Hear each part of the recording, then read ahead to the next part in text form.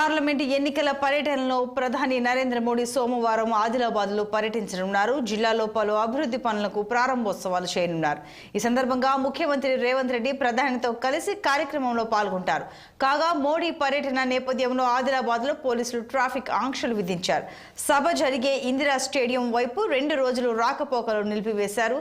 ఈ సభకు భారీ స్థాయిలో ఏర్పాట్లు పూర్తి చేశారు అధికారులు. అలాగే పట్టణంలో ఆది సోమవారాల్లో సభాస్థలి, హెలిప్యాడ్ తదితర ప్రాంతాల్లో డ్రోన్లను పూర్తిగా నిషేధించినట్లు పోలీసులు పేర్కొన్నారు.